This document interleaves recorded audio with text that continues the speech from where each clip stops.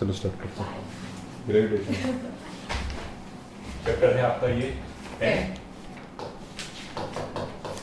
वैसे तो अपना ये हो चुका है अलॉन्ग विद रिवीजन आल्सो। नहीं सर रिवीजन नहीं किया। कोई बात नहीं, अभी कर लेते हैं। जैसे कि आज सारे बच्चे नहीं हैं और हमने इतना ज्यादा इंपॉर्टेंट टॉपिक चला नहीं लेंगे, तो let's begin it once again. Gravitation पहले नाम से ही क्या मालूम पड़ता है?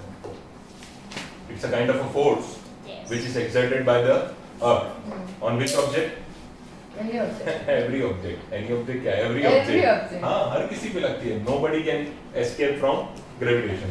तो क्या लिख सकते हैं? It is a force exerted by you or me? Earth. Okay, Earth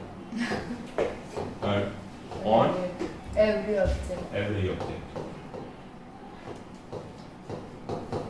और ये फोर्स क्या करती है? हर एक ऑब्जेक्ट को अपनी तरफ पुल करके रखती है। क्या करती है? इसको मुझसे अलग ही दिक्कत है, वो बात अलग है। ये मुझे अलग ही लेवल पे पुल करता है। बच्चों में जाने का कुछ लोग नहीं। हाँ। लीटा पाड़ के गया पर ऐसे तो क्या है तो समझता है। चलो नाउ ये फोर्स कैसी होती है? क्या लगता है? पुशिंग फोर्स होती है, पुलिंग फोर्स होती है? क्या अर्थ हमें हर चीज में से धक्का मारता है और हम फ्लोट करते हैं हवा में? पुलिंग। ऑलमोस्ट हम अगर जंप भी करते हैं ना सर, तो हमें वापस हमारी औकात याद दिला खींच लाता है नीचे। ओ भाई हवा में नहीं जाना है, हमें रहना है अपनी लिमिट में। So it is a pulling force. कैसी है? Pulling force. It is a pulling force. ज्यादा हवा में nowadays I can show you your level. बराबर पास वाली है। So basically it is a pulling force. कैसी फोर्स रहती है? Pulling force. ये तो हो गया छोटा छोटा सा बेसिक्स खाली चैप्टर के नाम के बारे में। Now talking about the real concepts. जो ये बात कर ली वही exactly ये स्टेटमेंट्स कोई अगर हम फिगर के साथ अगर देखना चाहें कि कैसा होता है कैसा नहीं, तो what we can say अभी हमने लिखा है कि it is exerted on every object. कहाँ लगता है? तो कि हर एक ऑब्जेक्ट पे। तो अगर किसी ऑब्जेक्ट को किसी दूसरे ऑब्जेक्ट के साथ रिलेट करना हो और एक लॉ बनाना हो जिसको हम बोलेंगे लॉ ऑफ ग्रेविटेशन। क्या बोलेंगे? Law of gravitation. आपका one of the first important topic इसी चैप्टर का। आई गेस पेज नंबर कौन सा है बेटा? 132। हाँ 132 पेज नंबर पे आपको टेक्स्ट में मिल जाएगा। पेज 132 एंड इसको हम यूनिवर्सल लॉ ऑफ ग्रेविटेशन बोलते हैं। क्या बोलते हैं? Universal law of gravitation. ठीक है। इसमें एक डेरिवेशन है, वो अभी हम सीख रहे हैं कैसे करना है। बहुत इजी है बच्चों। लेट्स सी, जल्दी सीखते हैं।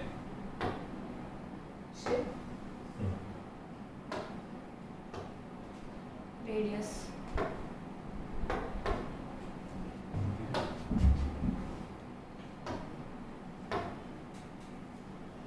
मान लेते हैं इससे थोड़ा छोटा वाला देखो, ठीक है।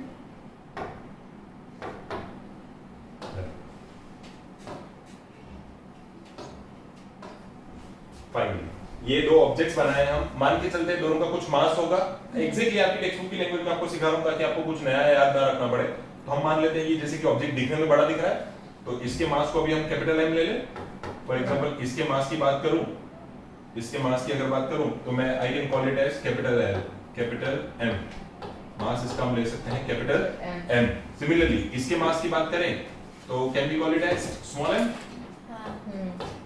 जस्ट मास ही तो लिखना है, बराबर। तो दोनों के मास की बात कर दी हमने, capital M and small M. अब कैन यू सी कि इन दोनों के सेंटर को अगर आप ध्यान से देखो तो they are separated by some finite distance. दिख ही रहा है, कॉमन सेंस है, वी कैन सी दैट। तो ये डिस्टेंस को मान के चलते हैं d। बेटा इसमें ऐसा कुछ फिक्स नहीं होता है, मैंने आपको पहले भी समझाया था। somebody told you, I guess your कोई स्कूल की teacher and all told you कि भाई ऐसा नहीं ऐसा लेना है, बट खुद उनको बताना कि खुद टेक्स्ट बुक ही इस चैप्टर के अंदर ही 3 बार इस नाम को बदल देती है, खुद तुम्हारी टेक्स्ट बुक इसी चैप्टर के अंदर। सो मेक श्योर कि आप कंसेप्ट क्लियर करें, गोखण पट्टी नहीं, मगअप मत कीजिए प्लीज मेहरबानी करके कि इसको यही बोलना है। ये जस्ट एक डिस्टेंस है and distance can be termed like anything. मैं लेंथ l बोल सकता हूं, मैं रेडियस r बोल सकता हूं, डिस्टेंस d बोल सकता हूं। आई can call it like anything, but वो आपको स्टेटमेंट वाइज पता चलना चाहिए कि आप बात किसकी कर रहे हो या बोल क्या रहे हो। तो यहाँ पे d क्या स्टेट करता है? Distance between this two objects का centre, distance between the centre of this two objects, ठीक है। और दोनों m क्या डिनोट करते हैं? Mass of a bigger object as well as mass of a smaller object. बराबर है? इतना समझ में आ रहा है बच्चों? तो डेरिवेशन की तरफ बढ़ने से पहले let me tell you one more thing. एक और छोटी सी चीज है जो आपको पहले से पता होनी चाहिए, फिर उसके बाद आगे चलेंगे फोर्स के बारे में। जैसे कि यहाँ पे हमने इस टर्म को लिख के रखा है, यहाँ इस टर्म को लिख के रखा है, एक की तो बात कर ली और उसमें से इतना डेटा मिल गया, बराबर। अब दूसरी पॉइंट की भी बात कर लेते हैं। It is a pulling force, pulling force. तो सुनी होगी वो कहावत, जो जितना बड़ा होता है वो उतनी ही जोर से गिरता है। सुना तो होगा, कहावत तो सुनी होगी ऐसी कि जो जितना बड़ा होता है वो उतनी ही जोर से गिरता है। एक छोटा सा क्वेश्चन पूछना चाहूंगा, क्या हो अगर आपको 4 माले से फेंक दिया जाए? सर आप हर बार हमको मारी क्यों देते हो? ऑलमोस्ट हर एग्जांपल में आप मारी, वो समझ में जल्दी आते हैं, डरावने होते हैं इसीलिए। आपकी हाँ, क्या होगा 4 माले से फेंक दिए जाओ तो? सर यहाँ तो हड्डियां पट्टियां टूटेगी, लकीर है तो बच जाएंगे, या तो सीधे ऊपर, नीचे से सीधा ऊपर। क्या हो उसी 4 माले से अगर मैं एक चींटी को फेंक दूं? एन एंड, अगर मैं एक कीड़ा मकोड़ा या चींटी को उस 4 माले से फेंक दूं, मर जाएगी? नहीं। क्यों भाई? अर्थ तो उसको भी उसके फोर्स के हिसाब से खींचता है, उसका भी तो कुछ मास है, उसका भी तो कुछ मास है, और अर्थ उसको उसके मास के अकॉर्डिंग खींचता है। तुमको तुम्हारे मास के अकॉर्डिंग खींचता है, तुम मर जाते हो, वो क्यों बच जाती है भाई? सर क्योंकि वो लाइट वेटेड होती है। हाँ, तो लाइट वेटेड होने से क्या होता है? उसमें ज्यादा फोर्स एक्सर्ट फोर्स उसमें मतलब ग्रेविटेशन उसको नहीं ज्यादा होता है। फोर्स नहीं देगा, उस पे ज्यादा फोर्स एक्सर्ट नहीं करता है। हाँ, वो बात सही है कि एक ह्यूमन बीइंग को अर्थ जिस फोर्स से खींचेगा, मान लेते हैं खाली जस्ट फॉर एग्जांपल कि किसी 5 न्यूटन के फोर्स से हमको अर्थ ने पुल किया, तो सीधी सी बात है वो एंड को ऑलमोस्ट कितना 0.0000005% न्यूटन के फोर्स से पुल करेगा, बराबर। नाउ अर्थ की साइज इतनी है, इतनी तो है नहीं, it is in diameter, it's diameter is in kilometres. Earth का डायमीटर किसमें है? किलोमीटर। तो अगर उसकी साइज ऐसी है तो अर्थ की साइज के कंपैरिजन में हम भी कुछ नहीं है। Even we humans are very very low, मैं ऐसा कर देता हूं, वेरी वेरी वेरी लो। तो हम इतना लो है, तो अर्थ की ही कंपैरिजन में what about ants?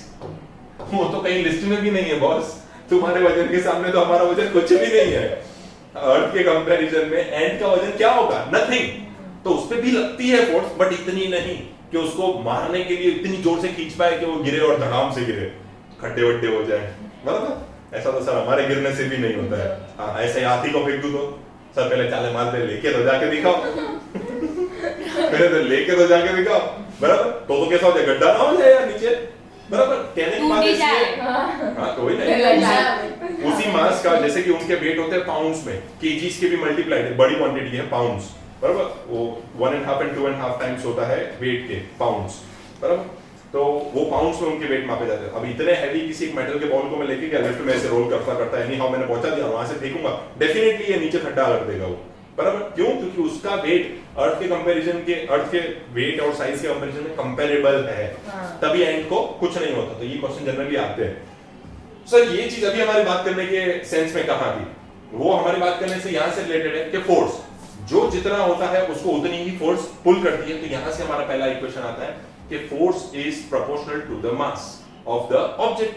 Force is proportional to the mass of object. Force is proportional, and proportional से मेरा मतलब है डायरेक्टली प्रोपोर्शनल, ठीक है। ये किसका सिंबल है? Directly proportional to the mass of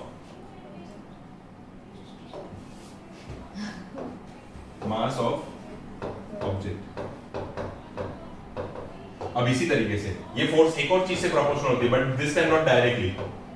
this force is inversely proportional. Now what do you mean by inversely? 1 में होगा वो। इनवर्सली यानी कि क्या? 1 मतलब ये बढ़ेगा तो ये बढ़ेगा, ये घटेगा तो ये घटेगा, that is called directly proportional.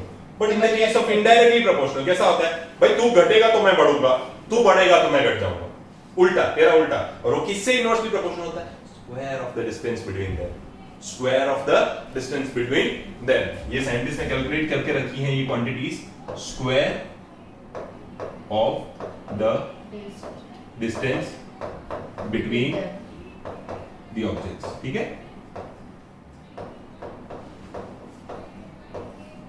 Clear है ये बच्चों?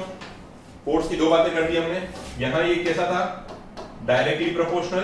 कैसा था? डायरेक्टली। और यहाँ पे ये कैसा था? इनडायरेक्टली। इनवर्सली बोलते हैं उसको, इनडायरेक्टली नहीं गधो। डायरेक्टली का दूसरा मतलब खाली इनडायरेक्टली होता है।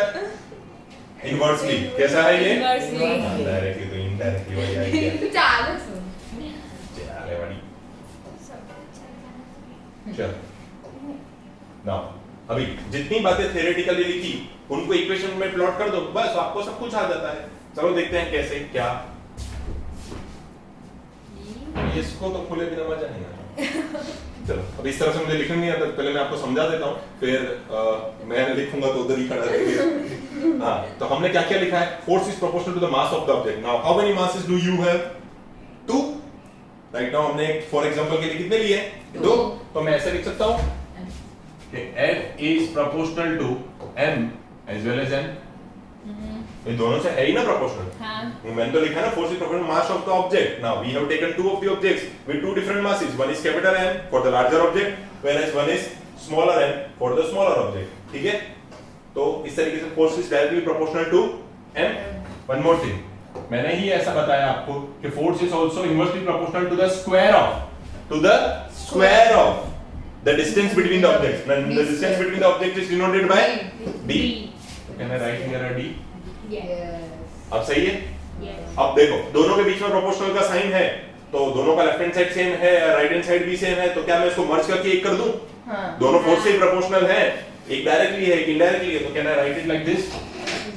F is directly proportional to m into 1 by d square. Now anything multiplied by 1 is the same. Same. So F is proportional to m into n upon D square. now sir मुझे proportional की sign नहीं पसंद, गंदी, तो इसको हटा दो sir. तो जब भी एक प्रोपोर्शनल की साइन हटती है तो there comes one constant, and right now you are talking about Gravity. तो सीधी बात है, कांस्टेंट भी क्या आएगा? ग्रेविटी का constant, and gravity is constant is termed by G। Gravity is constant is termed by G। Parallelly बेटा खाली वो बुक में एक बार देखते जाओ, अपनी अपनी बुक्स निकालो और उसके अंदर देखते जाओ, पेज नंबर था तुम्हारा 132 एज आई टोल्ड यू। ठीक है, आधे तक पहुंच चुके आप? क्लियर है? अभी समझ में आ रहा है? देखो अभी इजी लग रहा है। हाँ। नाउ क्या करना है? प्रोपोर्शनल साइन को रिमूव करना है, तो to remove proportionality sign,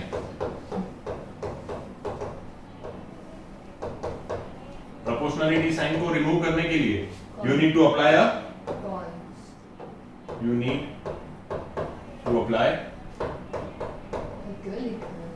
constant. बेटा ये मैं आपको इस तरीके से लिखवा दे रहा हूं कि डायरेक्टली आप लिख पाओ और टेक्स्ट बुक का जो नहीं समझ में आता है वो क्लियर हो जाए। You need to apply the constant. और हमारे केस में क्या है?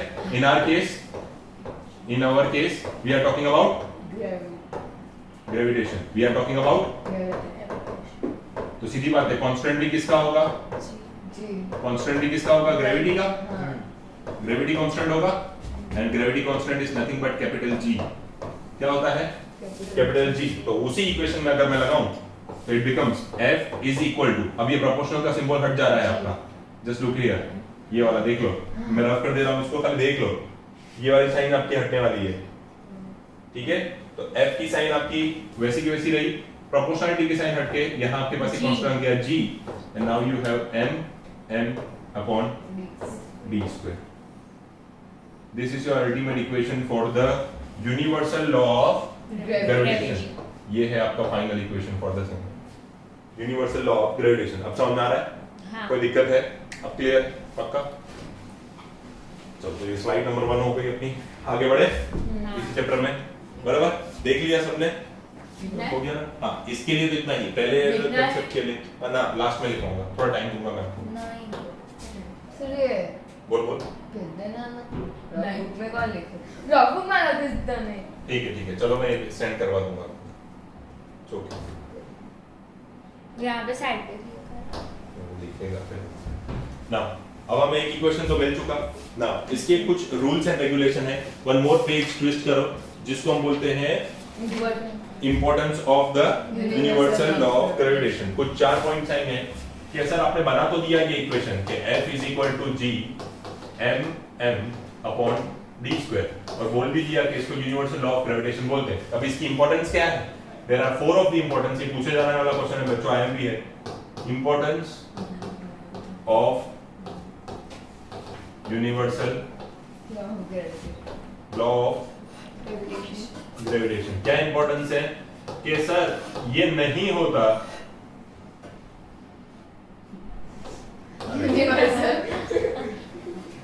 क्या दिक्कत है मुझसे?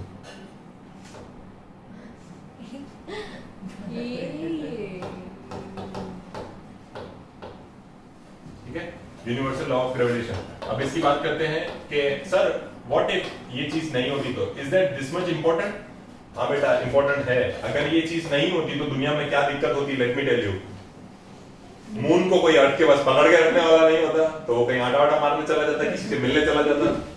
तो चांद तो हमारे वैसे ही हर एक मूवीज में और पोएम्स में रोमांटिक रहे ही है, बराबर। जब तक चांदनी रात नहीं है तब तक रोमांस नहीं है। तो वो भाई तो खुद निकल लेते, वो इन्वेंट कर रहे रोमांस। सो ये चीज ये बेचारी जो उनको पकड़ के बैठी है। सो एक तो ये हो गया। दूसरा, हमारे प्लैनेट्स वो बोलेंगे कि भाई चांद भैया ऐसा कर सकते हैं तो they are our role model, तो हम क्यों नहीं? तुम लोग आए करके शाहरुख खान जैसे बाहें फैला सकते हो, तो इंसान तो हम भी है, हम भी निकल रहे हैं। तो प्लैनेट्स भी बोलेंगे then we are also going, तो वो सन के पास नहीं रुकते। तो ऐसी एक और पॉइंट है कि आपको पता हो तो कि ये मून की वजह से ही क्या होता है कि मून की ग्रेविटेशन हमारे अर्थ के ग्रेविटेशनल फोर्स से बहुत सिमिलर है, ऑलमोस्ट थोड़ी ही डिफरेंस पे है। इसलिए वो क्या करती है, पानियों को रात को टाइड्स के फॉर्म में अप खींचती है, फिर वापस अर्थ का ग्रेविटेशन उनको डाउन खींचता है। इसी तरीके से हमारी यहाँ पे वेव्स बनती है, लहरें। गुजरात में क्या बोलते हैं? लहर ना मोजा मोजा, सॉक्स नहीं है ठीक है। हाँ, लहरें, वेव्स बनती हैं, वो उसी की वजह से होती है। और ये देखो शायद ये तीन सारी पॉइंट्स मेंशन की गई होंगी। the force that binds us to the earth। हाँ, और last but not the least, हम फ्लोट नहीं करते, हम खुद उड़ने नहीं लग जाते, क्योंकि हमने बताया ना कि वो हमें हमारे लेवल बताती है कि भाई ज्यादा उड़ना नहीं, I can take you to the ground back. तो फर्स्ट पॉइंट की बात करें, हाँ भाई लास्ट नहीं फर्स्ट पॉइंट की बात करें कि यही यूनिवर्सल लॉ और यही इक्वेशन रियल लाइफ में जब एक्ट करता है तो इट बाइंड्स अस। बाइंड यानी पकड़ के रखता है, जैसे बुक बाइंड करते हैं तो सारे पेजेस कैसे पकड़ के रखे जाते हैं एक साथ, तो ये वही वर्ड है, it binds us with the earth. किसके साथ बांधे रखती है हमें? अर्थ, धरती माता के साथ बांधे रखे हैं हमें, बराबर। सेकंड पॉइंट की बात करें तो ये क्या करता है कि ये मून को बाइंड करके रखता है, किसके साथ? अर्थ। मून को बाइंड किया जा सकता है, मैं पूरा नहीं लिख रहा हूं, विद अर्थ। और इसी तरीके से थर्ड, आपको ऐसा नहीं लिखना है, टीचर आधे मार्क्स भी नहीं देगी। और प्लैनेट्स को ये बाइंड करके रखता है with the sun in our solar system. कहां पे होती है ये सारी चीजें? सोलर सिस्टम के अंदर ये बाइंड करके रखता है।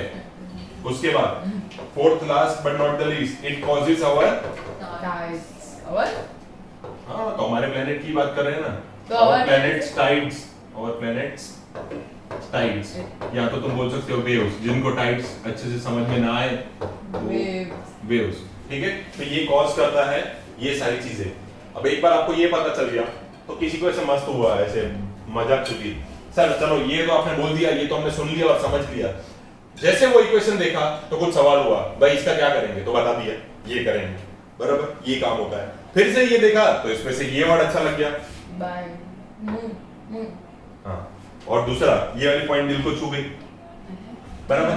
तो अब इसमें से सवाल पैदा हो गया, अगर मून का ग्रेविटेशनल फोर्स या ग्रेविटेशनल पुल इतना ज्यादा रिसेंबल करता है अर्थ से कि वो हमारे पानी को भी एक बार अपनी तरफ खींच लेता है, ये तो फिर अर्थ का उससे थोड़ा ज्यादा है तो वो दोबारा उसको नीचे खींच लेता है, व्हाट अबाउट अस? अगर हम ही चांद पे चलेंगे तो चंदा मामा सबसे प्यारे, तो उधर हमारी सिचुएशन कैसी होगी? हाँ, किसी को ऐसा मस्ती सूझी कि what to do about this, तो साइंटिस्ट से सवाल पूछा गया, तो कि भाई साइंटिस्ट, अब वो तो आंसरेबल होते हैं टू एवरी क्वेश्चन, तो दे हैव टू आंसर कि व्हाट विल हैपन। तो यहां से एक नया क्वेश्चन आया जिसकी वजह से नेक्स्ट टॉपिक आ गया। देखो बच्चों, चैप्टर में टॉपिक्स कुछ पर्पस के साथ आते हैं, वन बाय वन किसने क्वेश्चन किए होते हैं जिनको साइंटिस्ट अलग अलग प्रोसीजर के थ्रू प्रूव करके आंसर देते हैं, और वो हम पढ़ते हैं एज आवर टॉपिक्स। तो ये दो पॉइंट्स को देख के कि अर्थ के अगर ग्रेविटेशनल पुल से इतना ज्यादा रिसेंबलिंग है इसका, भले थोड़ा कम ही सही, पर इतना अगर पास में आ गया, ये भी इतना डोमिनेटिंग है, तो व्हाट अबाउट अस? अगर मान लेते हैं किसी तरीके से कि वी ह्यूमंस एनीवे ट्रैवल कर लेते हैं टिल मून, तो what will happen to us और आवर वेट या our mass on moon? Sir हमारा क्या होगा वहां? तो ऐसा सवाल पूछा गया साइंटिस्ट से, वो बेचारे पड़ गए थोड़ी मुश्किल में। ये तो किसी ने क्या पूछ लिया, but they never give up, क्योंकि उनके पास उनका हथियार है। कौन सा हथियार होता है साइंस के पास? मैंने आपको बताया, कौन सा हथियार होता है साइंस के पास? जाके देख लो। तो उसके लिए वो कौन सा वर्ड यूज करते हैं? सपोज। मान लेते हैं कि मून का जो फोर्स है वो Fm है, फोर्स फॉर द मून, यही इक्वेशन के लिए। ग्रेविटेशनल फोर्स जो है वो ग्रेविटेशनल के लिए है। मान लेते हैं तुम्हारे ये ऑब्जेक्ट का मास है जो तुम वहां ले जा रहे हो, और ये मान लेते हैं। अब यहाँ पे ही तुम्हारी टेक्स्ट बुक डी को आर कर देती है कि ये हमारा रेडियस है तुम्हारा किसी ऑब्जेक्ट का, मून से या तो फिर हमारे अर्थ से, ठीक है, मून पे है पर हमारे अर्थ से, ऐसा। तो ये सारी क्वांटिटीज को इन्होंने एमएम से डिनोट कर दिया और ऐसा ही डिनोट कर दिया अर्थ के लिए ई से। किससे डिनोट कर दिया? ई से। यहाँ पे मास of object on earth, mass of object on moon, दूसरा ऑब्जेक्ट, और ऐसे भी कर दिया radius on earth and radius of the object on moon. ऐसी सारी चीजें लिख दी एंड देन इनकी अप्रोक्सीमेट उनके हथियार से वैल्यूज बता दी। जी की वैल्यू कैलकुलेट करने के लिए इन लोगों ने उनकी वैल्यूज बता दी एंड इन दोनों की वैल्यूज को कैलकुलेट करने के बाद इनका रेशियो ले लिया। क्या ले लिया? रेशियो ले लिया एंड दे फिगर्ड आउट कि अगर कोई ऑब्जेक्ट यहां पे अर्थ पे फॉर एग्जांपल इनका रेशियो ले लिया, किसका किसका? एफ एम का और एफ ई का। किसका? एफ ई का और एफ एम का। कि कोई फोर्स जो अर्थ पे लगता है किसी ऑब्जेक्ट पे और वही फोर्स उसी ऑब्जेक्ट पे अगर मून पे लेके जाके लगाओ तो कितना लगेगा, क्योंकि सवाल का जवाब देना है ना कि वहां हम जाएंगे तो क्या होगा, तो दोनों जगह पे कितना कितना लगता है पहले वो कैलकुलेट कर लिया एंड देन दोनों का रेशियो ले लिया। क्या कर दिया? रेशियो ले लिया। तब जाके उनको पता चला कि हमारे अर्थ पे जितना उसको फोर्स लगता है, इसको मैं और अच्छे से लिख के दूं ना, तो आप ऐसा लिख सकते हो to remember it quickly, F E by F M. उससे कोई फर्क नहीं पड़ता है अनलेस एंड अनटिल आपको ये टॉपिक पता हो कि अर्थ पे अगर उसका वेट 60 kgs है फॉर एग्जांपल, मैं आपको एग्जांपल नीचे लिख के देता हूं, तो ये 1/6 हो जाएगा मून पे जाएगा। पता नहीं सर, एसी का रिपोर्ट पढ़ा बच्चों? ये वहां पे क्या तो यहाँ पे क्या कलेक्शन करने के लिए गया? दो है पास है। दूसरा हो तो ले जाओ, ये ठीक है, हो गया जस्ट। चलो, तो ये क्या बताया, ये आप ध्यान से देखना। ये जरूरी नहीं है आप ई को ऊपर रखो या एम को, किसी को भी रख सकते हो, बट फिर सामने याद रहे कि एक जगह पे 1/6 आएगा और एक जगह पे खाली 6 आएगा, उल्टा नहीं कर देना। और ये आप कैसे याद रखोगे पता है? मैं कैसे याद रखता हूं, एक की पॉइंट होता है, आपको मन में ऐसा समझ लेने का, इधर 6 है तो 6 का मल्टीपल राउंड फिगर में सोच लेने का 60। कितना सोच लेने का? 60। कि अगर मेरा वेट या मेरा मास अर्थ पे 60 है, कितना है? 60। तो वही मास जब मैं मून पे लेके जाऊंगा 60, तो वो 1/6 हो जाएगा, यानी वो कट के कितना हो जाएगा?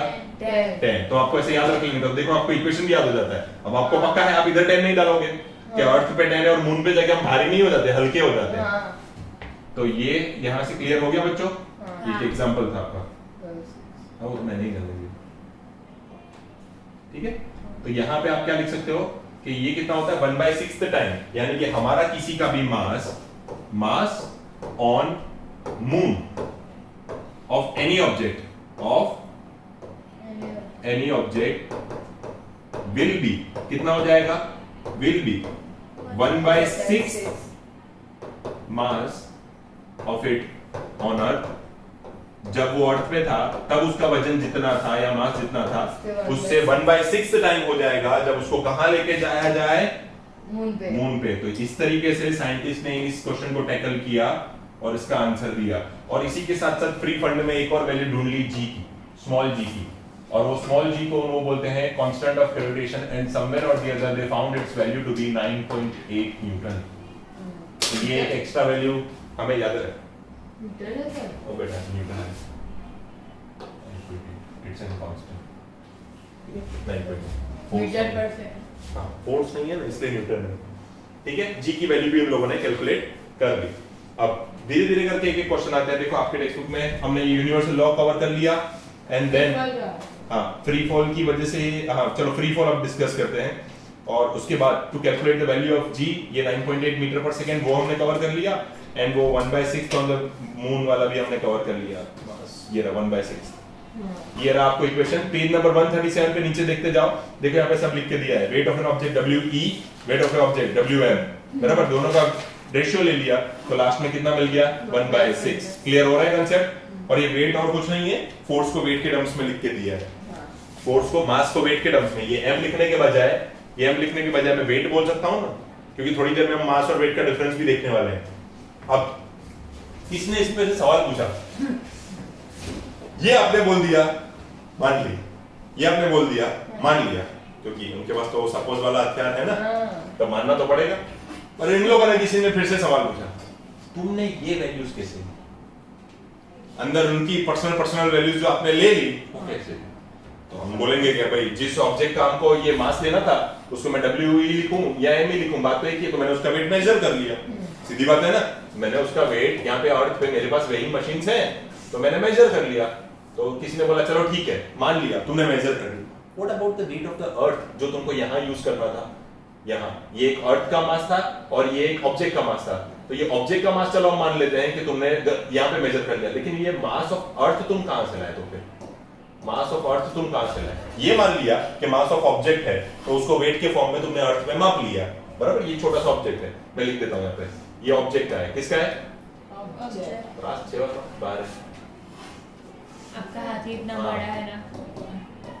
ये ऑब्जेक्ट का हम मान लेते हैं कि आपने मेजर कर लिया, बट व्हाट अबाउट दिस? ये तो अर्थ का है, ये तो अर्थ का है। अब ये तो आप बोल नहीं सकते कि मैंने किसी वेइंग स्केल से मेजर कर लिया है, वो तो प्रीटी पॉसिबल नहीं है। क्या स्पेस में लेके गए थे और स्पेस में तो वो फ्लोट हो रहा था, हाँ? तो फिर भी वैसे भी पता चलता है कि वो सीधी बात है कि हम इतना बड़ा वेइंग स्केल बना भी नहीं सकते, और क्यों ही बनाएंगे भाई, स्पेस में तो वो वैसे भी फ्लोट कर रहे हैं। तो डन हुआ यहाँ से कि भाई ये तो हमें नहीं मिल रहा। तो साइंटिस्ट ने बोला भाई अगर आपको वो जानना है तो you again have to consider one more topic, कि फ्री फॉल क्या होता है, कि फ्री फॉल क्या होता है। Now what is free fall? तो साइंटिस्ट ने ऐसा बोला कि ये जो मैंने अर्थ की जो वेट ली है वो ऐसे फेंकम फेंक करके नहीं ली है, कुछ सोच के ली है। तो बोला कि क्या सोचा? तो बोला जैसे कि आपको फोर्स के और भी इक्वेशंस हैं जो पता होंगे, जैसे कि फादर इज इक्वल टू माँ। फोर्स का एक फेमस इक्वेशन है फादर इज इक्वल टू माँ। इसका मतलब होता है force is equal to ma, where m stands for mass and your a stands for acceleration। ठीक है, acceleration। तो ऐसे ही किसी ने पूछा कि यहाँ पे जो एक्सेलरेशन हो रहा है वो किसकी वजह से हो रहा है? ये जो अगर तुम किसी चीज को छोड़ते हो और वो सट देख के नीचे गिरती है, तो ये जो एक्सेलरेशन हुआ it is due to gravitational force. तो ये हम बोलेंगे this acceleration is due to gravity. किसकी वजह से हुआ है? Gravity. तो किसी ने बोला तो क्या मैं इस इक्वेशन में ma के बदले mg लिख सकता हूं? तो बोला हाँ, क्योंकि that acceleration is due to gravity. तो एक्सेलरेशन का कॉज कौन है? ग्रेविटी। तो अब मैं इस इक्वेशन को मॉडिफाई करके कैसे लिख पाऊंगा? इसी F is equal to ma को लिख पाऊंगा F is equal to mg। कैसे लिख पाएंगे? mg। Now just for example consider it equation number 2 and consider this as your equation number 1 जहां से हम चले थे। तो साइंटिस्ट बोलते हैं कैन यू फिगर आउट कि देखो ध्यान से दोनों के लेफ्ट हैंड साइड सेम हो रहे हैं बॉस। गजब है यार, बेइज्जती की जा। दोनों के लेफ्ट हैंड साइड देखो सेम हो रहे हैं, F is equal to F। तो कांट बी कंक्लूड कि भाई फ्रॉम 1 एंड 2 हम ऐसा नहीं बोल सकते फ्रॉम 1 एंड 2 इक्वेशन 1 एंड 2 अगर दोनों के लेफ्ट हैंड साइड सेम है दैट मींस दोनों के राइट हैंड साइड भी कैसे हैं? इक्वल। तो यहाँ पे मैं g लिखूं और यहाँ पे मैं capital M small m upon d square लिखूं, और यहाँ पे मुझे यहाँ से लिखने बिल्कुल नहीं आता, और ये है mg। तो अगर मैं इन दोनों को उड़ा दूं तो c, ये g मुझे मिलता है जिसकी वैल्यू मैंने आपको कैलकुलेट करके दी। तो बोलते हैं कि हमने ऐसे कैलकुलेशंस करके यहाँ से इसके मास भी निकाले थे, पहले g ढूंढा, फिर उसी g को हमने इसमें पुट किया, तब जाके मुझे क्या मिला? Mass of earth. और डेफिनेटली वो बोलते हैं कि वो अप्रोक्स में है। हाँ, तो वो आप ना हम जाएंगे मापने ना वो, बराबर। तो ये बात याद रहे कि उसने क्या बोला कि यहाँ से mm उड़ा के हमको g मिल गया। g is capital G into m upon d square। When you put all those values, you find this g to be 9.8. Again keep that 9.8 over here, then you can find out the mass of Earth। ये me लिख दूं छोटा सा, suffix में e लिख दूं, and can I make it the subject? And d square के उधर g के पास जाने दो, and इस g को नीचे लेके आऊं, I'll get the mass of Earth। I'll get the mass of Earth। तो बोला मैंने ऐसे ढूंढा। तो फिर नमूनों की कमी थोड़ी है, और हम इंसान हैं, हमें शांति तो होती नहीं। One more new question came। ये इतना क्लियर है? तो मैं फ्लो बिगाड़े बिना फटाफट नेक्स्ट पेज पे चलो, एक बात बतानी है आपको। तो somebody, ओ भाई साहब, somebody was like मैं बाकी हूँ, मैं बाकी हूँ। तो बोले हाँ भाई मैं वाली बकरी तू भी बता। Now what you have to ask for? उसने बोला अर्थ तो गोल है ही नहीं, अर्थ तो गोल है ही नहीं। तो बोला कि कैसे गोल नहीं है? अर्थ तो गोल ही, अब क्या स्क्वायर रेक्टेंगल बना के मानोगे? बोले आई डोंट मीन कि वो स्क्वायर रेक्टेंगल है, लेकिन अर्थ का शेप कैसा माना जाता है? Sphere, which is a little bit flat on the edges, little bit flat on the edges। कि भाई ये तो spherical है, और उस स्फेरिकल में भी पोल्स के अराउंड अगर आप देखो तो वो थोड़ा सा बल्ज होने के बजाय फ्लैट है। कैसा है?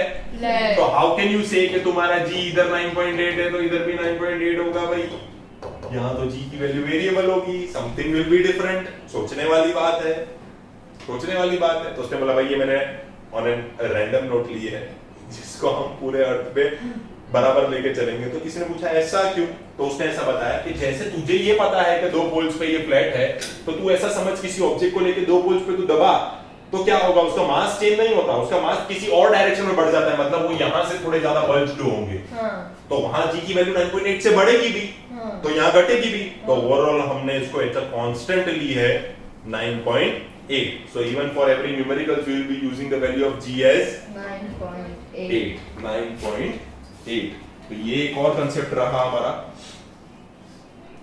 And now mass and weight. ये नहीं, क्यों? ये तो नहीं, क्यों? नहीं, किसने बोला? अरे मैडम, और ये वाले आर्गुमेंटिव प्रिंसिपल में से दो एक्सपेरिमेंट वो मैम कर रहे हैं। सर ट्रस्ट और प्रेशर के बाद आगे नहीं। तो ये बोल रही है आर्किमिडीज प्रिंसिपल है। वो है ना उस पे बस अरे मैं द वो एक्सपेरिमेंट एग्जाम में नहीं आएगा उसका एक्सपेरिमेंट।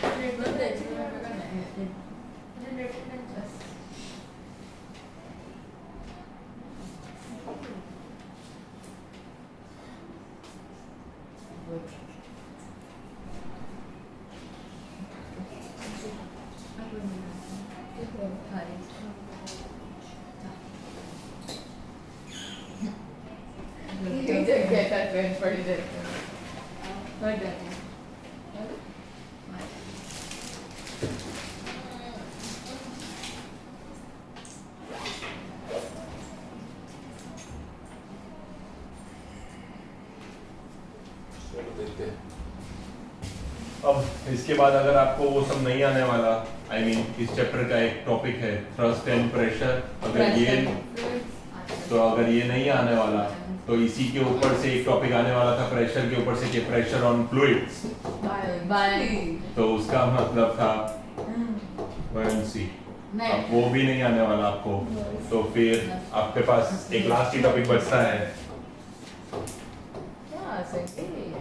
ये एक कंसेप्ट ऐसा है कि कितनी भी बार सिखाऊं भूल ही जाते हैं। भूल ही जाते हैं, क्योंकि उसके लिए ना हमको कुछ चीजें ऐसी होती है जो दिमाग में पहले से हमेशा के लिए ऐसे फिट हो जानी चाहिए और याद रहनी चाहिए। फॉर एग्जांपल से हम जो हमारा वेट मापते हैं 50 kg 60 kg, वो वेट नहीं होता, वो मास होता है। But in common terms we call it as weight. क्योंकि वेट को आप ऐसे डिफाइन करते हो,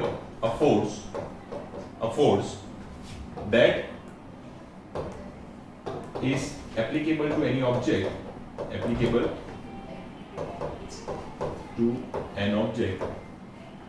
by Earth's pulling। ये मैंने एकदम सीधी सादी सरल देशी भाषा में आपको लिखा दिया है, Earth's pulling force। इसका मतलब होता है जो वेइंग स्केल पे आपको आपका वेट दिखता है ना, that is nothing but a kind of a force जिस ताकत से अर्थ तुम्हें खींच रहा है, और वही चीज तुम्हारी उस वेइंग स्केल पे दिखती है और you call it as your weight. Actual में वो वेट नहीं होता, वो मास होता है। क्या होता है? Mass. But we call it weight because of an purpose. क्यों? क्योंकि मास को भी तो कुछ अलग से बताना है ना। What is mass? ये मैं आपको याद रखना आज सिखा दूंगा एक तरीके से जिससे आप इसको बहुत अच्छे से याद रख पाओगे। Mass is any object, measure of its inertia। हाँ, any objects measurement in terms of inertia। Now ये तो टेक्निकल बात हो गई बुक्स की, in terms of inertia जो हमें जनरली याद नहीं रहती। अब पहले इसकी बात कर लेते हैं, फिर याद रहेगी। मैंने आपको इनर्शिया के बारे में बहुत अच्छे से बताया था। इतना छोटू सा पत्थर पड़ा है, जनरली कभी रास्ते के बीच में पड़ा होता है, and if you are walking by side तो बहुत अच्छी सी मजा आती है यहाँ से बराबर, बहुत बड़ा मजा आता है। क्यों? वो ऑब्जेक्ट में इतना बड़ा कर देता हूँ, just somewhat similar to your own size. Go try with the same thing. ना भाई, जाओ करो, आउट है जाए। जाओ करो, ट्राई। क्यों तब नहीं करते? क्यों तब नहीं करते? No tendency. Because mass is high। क्योंकि उसका मास क्या है? हाई। अभी एक काम करते हैं, इतना ही बड़ा मैं बलून रख देता हूँ ना। गो ट्राई, लात मारोगे कि नहीं मारोगे? क्यों? Now the mass isn't high। No। सोचो सोचो now isn't the mass high? ना अला Mass है is still high. Weight Mass Weight. is still high, but there is no weight. Yes. Now let me explain you with the example of balloon only. हर वो चीज ये definition से समझना थोड़ा मुश्किल है. देखो इसके अकॉर्डिंग भी समझा देता हूँ. उस पत्थर का इनर्शिया कम था, आपका इनर्शिया उससे ज्यादा है, तो यू नो मैं इसको किक करूंगा तो जो मेरी फोर्स है उससे ये मोशन में आ जाएगा. किस में आ जाएगा? मोशन में. और इसकी जो रेजिस्ट करने की ताकत है कि भाई मैं अपने स्टेट ऑफ मोशन में ही रहूं, and currently it's in the state of rest. Rest भी एक स्टेट ऑफ मोशन है. रेस्ट भी क्या है? एक स्टेट ऑफ मोशन है. और आपको पता है मेरी ताकत उससे ज्यादा है, तो I can change it state of motion. मैं इसको रेस्ट से मूविंग पे ला सकता हूं. मैं लात मारूंगा ना, बहुत सी दूर जाके गिरेगा. We know that. अभी ये इतना बड़ा अगर ये स्टोन ही हो, ये स्टोन हो, तो we don't try this because we know भाई इसका इनर्शिया बहुत हाई है. हाँ. इसका इनर्शिया क्या है? High. हाई है. पांव तोड़ देगा मेरा पर हिलेगा नहीं. क्यों? Because it can resist with that much power, and that much power is nothing but the weight, and the weight is nothing but the pulling force by the earth. तो सर यही चीज जब आप बलून की कर देते हो तो व्हाट इज द डिफरेंस? देखो आज अभी इसी वक्त इसी लाइन के साथ ये चीज तुम्हारे दिमाग में एकदम क्लियर कर देता हूं. हर वो चीज जो जगह रोकती है has mass but not weight. वो याद रखो. हर वो चीज जो जगह रोकती है उसको बोला जाता है you occupy mass. You occupy, उसको कभी भी ऐसे मत बोलना दैट यू ऑक्यूपाई वेट. तुम्हारा वो इतना बड़ा पत्थर उधर पड़ा था, तब भी had to occupy some of the space on the road. And when जब आपने उसको इतना बड़ा बलून रख दिया, at that time also it was occupying that much of the road only. But उसके पास उतना वजन नहीं था, because earth was not pulling it with that much force. मतलब उसके पास उतना वेट नहीं था. उसके पास उतना वेट नहीं था. And weight is nothing but the pulling force that earth exerts on any object. तो उस पत्थर का इतना इनर्शिया होने का रीजन क्या है? अर्थ उसे खींचता है. तो this two are totally mutually dependent quantities. भाई तू मुझे जितना खींचेगा उतनी ही मेरी इनर्शिया बनेगी. तो ये मास का रिस्पॉन्सिबल भी ये वेट है, और इस वेट का भी रिस्पॉन्सिबल होने का रीजन है G. G is the gravitational pull of the earth. कि भाई तू मुझे जितनी ताकत से खींचेगा उस पे से मैं अपनी इनर्शिया डिसाइड करूंगा. इसको बहुत कम ताकत से खींचा तो तेरा इनर्शिया कम, तेरी साइज छोटी है इसीलिए. तेरी साइज बड़ी, I can pull you like anything, and nobody will dare to kick you. But यही चीज अगर बलून की कर दो, still you are occupying some of the mass. आप कुछ जगह जरूर रोक रहे हो, but right now you don't have any kind of weight. And weight is nothing but the pulling force by the object, or sorry, earth on the object. Clear? अभी clear हो रहा है? यस का सर. ये मैं आपको भिजवा दूंगा ऐसा होगा. कल फिजिक्स. हाँ कल फिजिक्स लेके आओ, इसको थोड़ा और अच्छे से स्लाइड्स के फॉर्म में लेके चलेंगे. 9 फिजिक्स कौन सा चैप्टर था ये? Chapter number 10.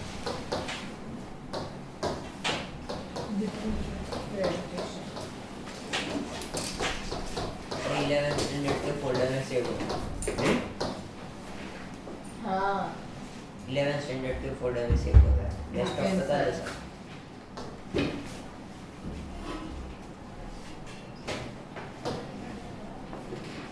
you can't say आपको डेस्कटॉप पे करना पड़ेगा. वो मुझे दे भी तो नहीं रहा. नीचे से आपको थोड़ा उसको खोलना पड़ेगा. यहीं से खोल देता हूँ.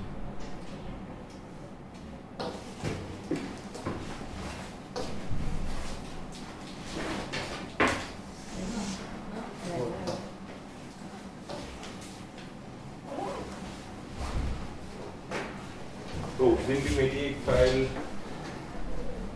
हाँ उस दिन भी मेरी एक फाइल, ये नहीं बड़ा अच्छा है. सर मैंने लास्ट क्लास में मेरी एक फाइल सेव की थी मैथ्स की.